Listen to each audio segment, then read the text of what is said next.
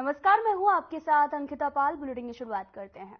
लखनऊ स्थित दीनदयाल उपाध्याय सूचना परिसर के सभागार में विज्ञापन संबंधी प्रकरणों पर विचार करने के लिए भारतीय प्रेस परिषद के सदस्यों की उप समिति की बैठक आयोजित की गई है और इस मौके पर विज्ञापन उप समिति के संयोजक सरदार गुरिंदर सिंह, सदस्यगण श्याम सिंह पवार और साथ ही आरती त्रिपाठी ने अखबार मालिकों की समस्याओं को विस्तार से सुना है और समस्याओं का निराकरण करवाने का भी आश्वासन दिया। भारतीय प्रेस परिषद की उप समिति की बैठक में विज्ञापन संबंधी समस्याओं पर विचार विमर्श किया गया है।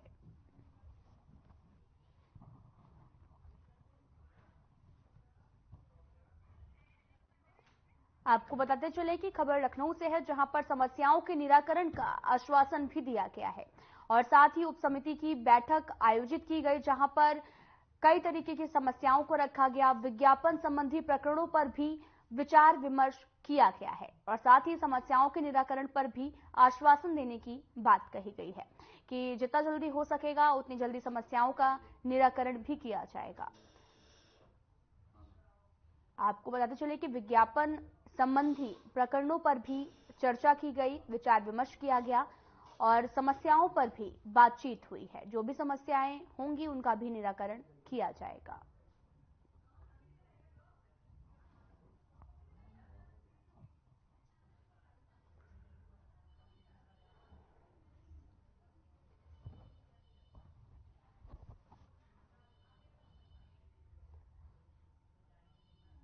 उप समिति की बैठक का आयोजन किया गया, जहां पर समस्याओं के निराकरण पर आश्वासन देने की भी बात की गई है और साथ ही उप समिति की बैठक आयोजित की गई है।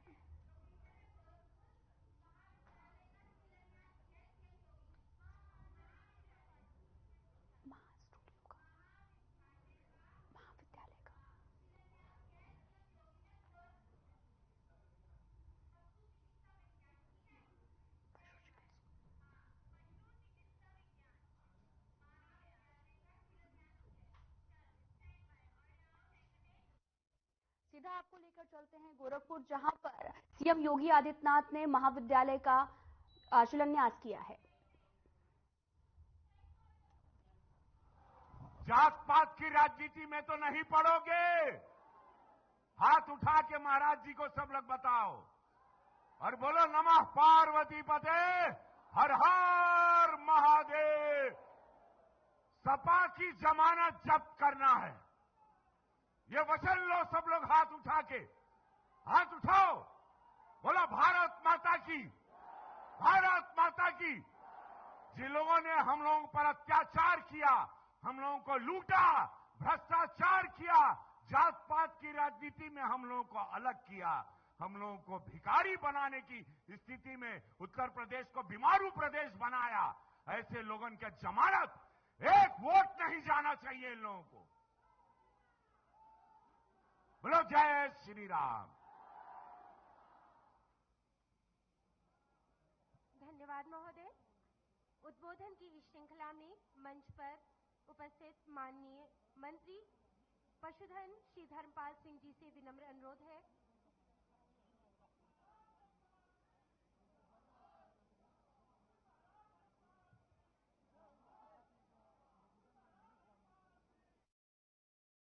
आपको बताते चलें कि उत्तर प्रदेश के सीएम योगी आदित्यनाथ ने स्वामी विवेकानंद युवा सशक्तिकरण योजना के अंतर्गत गोरखपुर में 4,500 छात्र छात्राओं को स्मार्टफोन और टैबलेट बांटे हैं और इस कार्यक्रम में सीएम ने प्रोजेक्ट अलंकार की भी शुरुआत की है।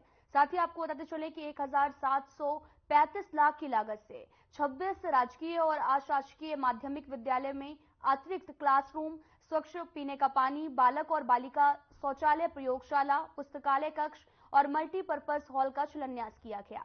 वहीं माध्यमिक विद्यालय में 330 स्मार्ट क्लासरूम की स्थापना करने को लेकर 7.58 करोड़ रुपए की राशि प्रदान की गई है। भारत माता की, भारत माता की, भारत माता की।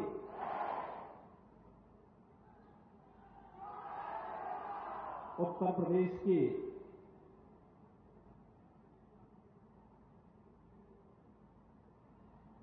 छात्र छात्राओं के उज्जवल भविष्य से जुड़ी हुई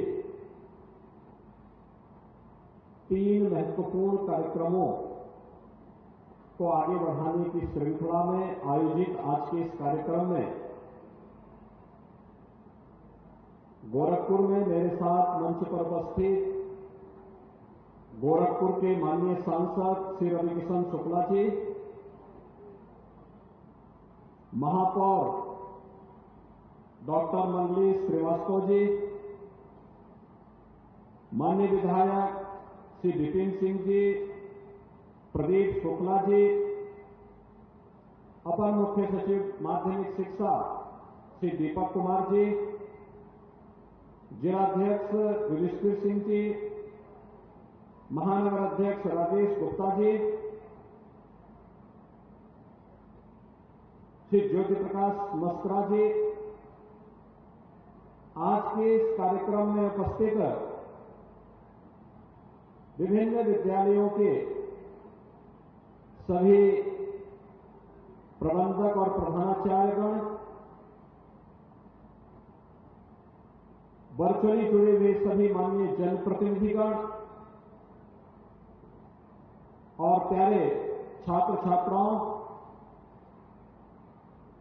आज एक साथ 3 बड़े कार्यक्रम को हम आगे बढ़ा रहे हैं, जिनमें अभी मंच पर आपने देखा होगा कुछ छात्रों को स्वामी विवेकानंद युवा सशक्तिकरण योजना के अंतर्गत टैबलेट और स्मार्टफोन का वितरण हुआ।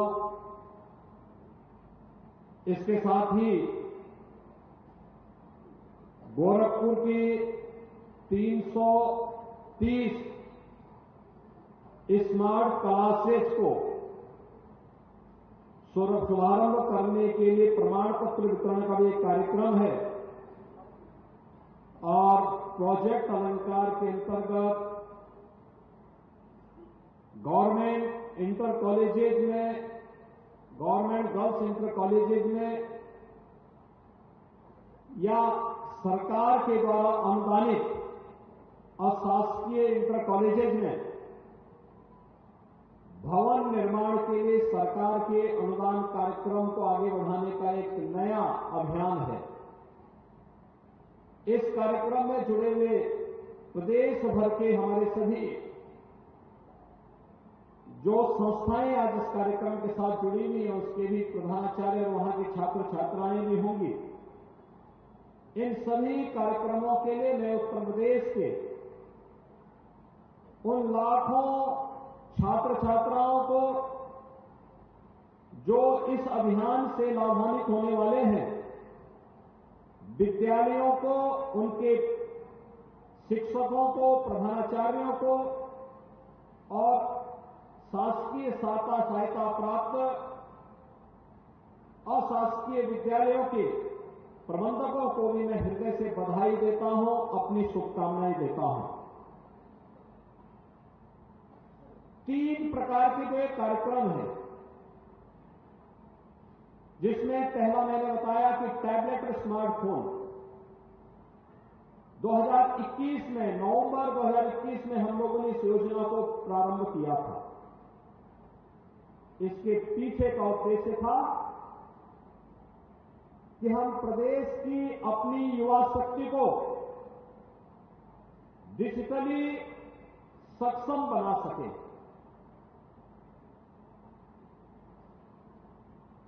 किसी भी प्रकार की चुनौती का सामना करने के लिए अपने आप को तैयार कर सके। खासतौर पर जो चुनौती हमारे सामने आती है, वह चुनौती होती है जैसे इस सदी की सबसे बड़ी महामारी थी कोरोना। कोरोना में स्कूल कॉलेजेस बंद हो गए, ठप हो गए, पठन पाठन बंद सा हो गया। उन स्थितियों में कैसे हम लोग इस कार्यक्रम को आगे बढ़ाएं, तब प्रधानमंत्री मोदी जी ने एक विजन दिया था कि अगर फिजिकली प्रेजेंस होना कठिन है तो हम लोग तकनीक का उपयोग करें, वर्चुअली।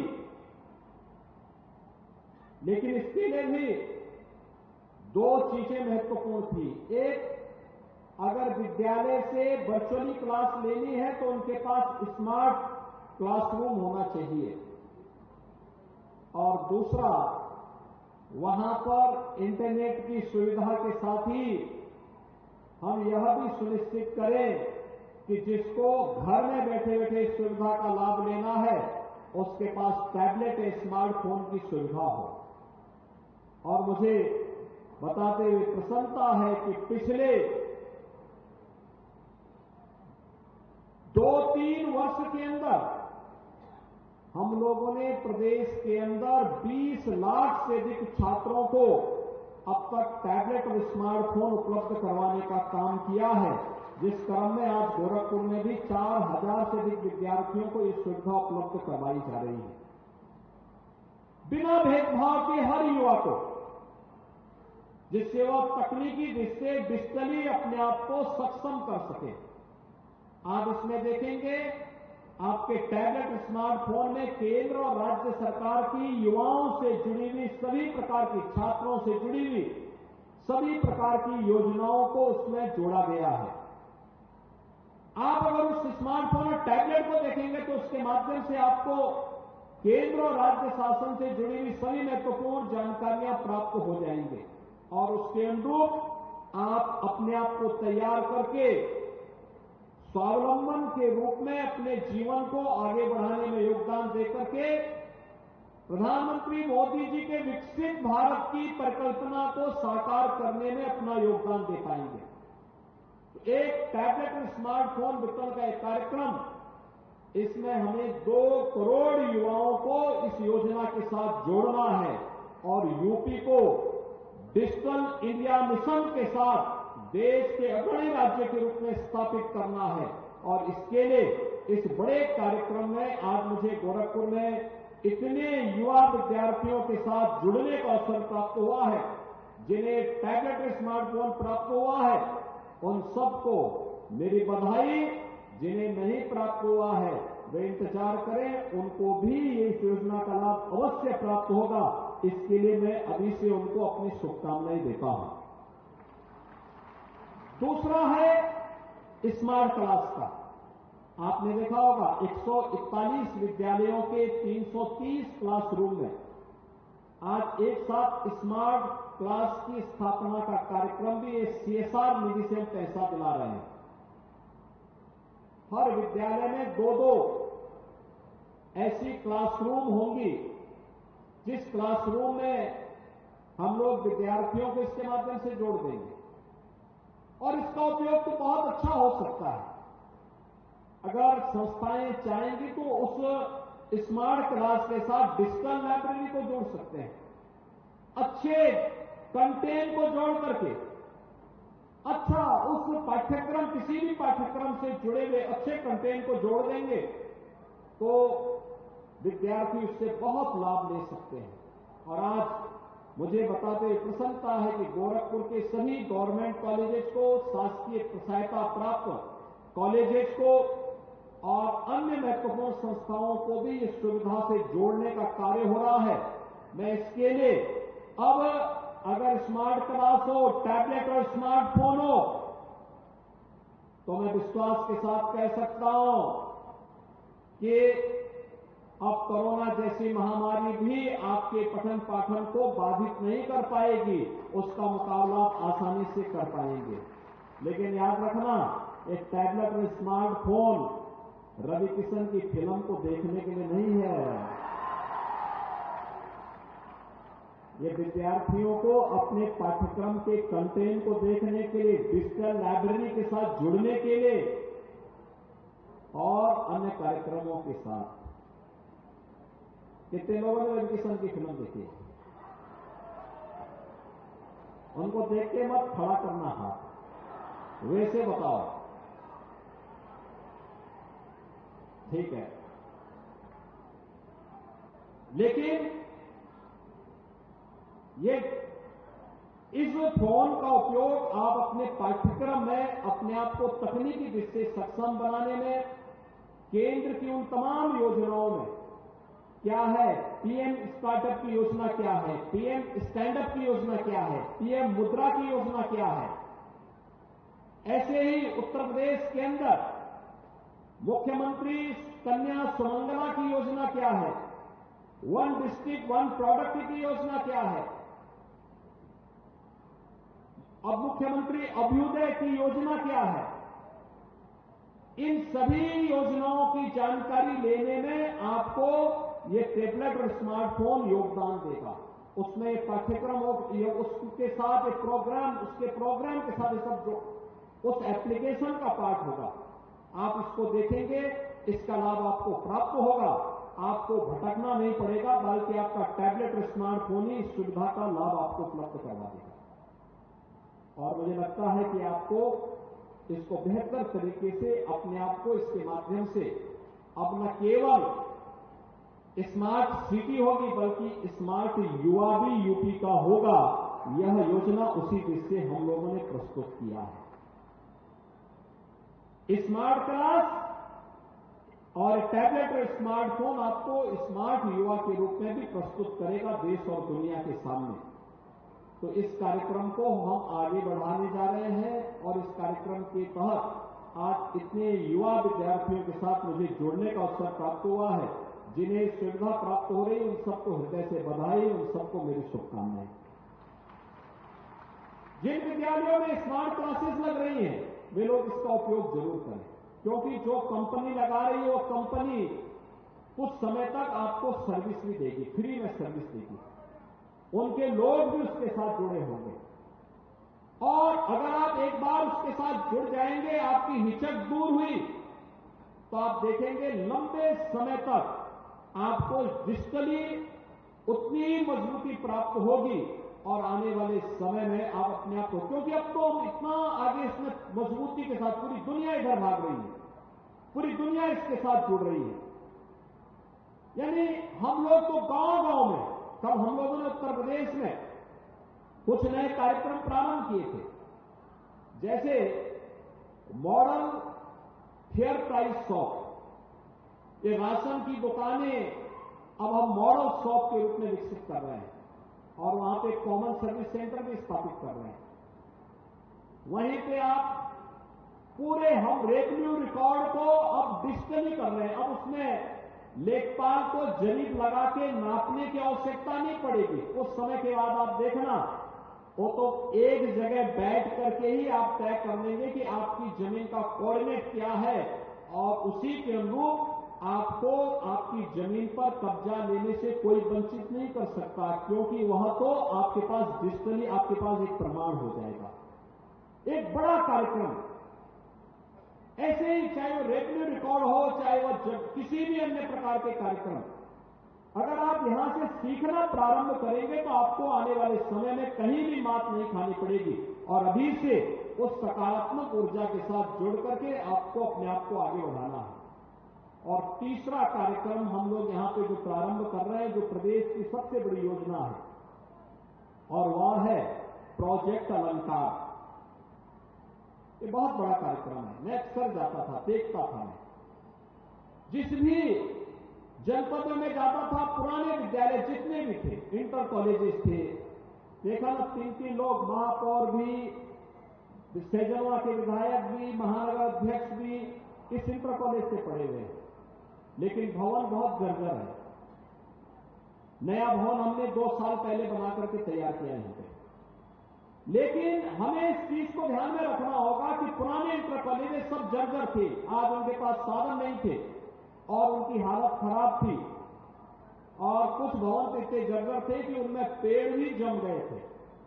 मेरी सबसे पहले विद्यालयों के प्रधानाचार्यों से भी और जो शासकीय सहायता प्राप्त और शासकीय विद्यालय उनके प्रबंधकों से मेरी अपील होगी कि उन विद्यालयों की नियमित साफ सफाई की व्यवस्था वे लोग किया करें, पेड़ न उगने दें, बरसात के पहले भी और बरसात के बाद भी छतों को साफ करके रखिए, नियमित साफ सफाई की व्यवस्था होनी चाहिए। साल भर में एक बार पुताई रंगाई का कार्यक्रम कराना चाहिए, जिससे लंबी आयु उस विद्यालय की हो और वह एक लंबे समय तक, लेकिन 70 साल, 100 साल, 90 साल, 60 साल पुराने विद्यालयों की स्थिति रख रखाव के अभाव में भी जर्जर हो गई थी और इसलिए हमें भय लगता था ऐसा ना हो कि इसके कारण कभी कोई भवन जर्जर हो जाए, गिर जाए, जनहानि हो जाए, किसी छात्र को, किसी शिक्षक को नुकसान हो जाए।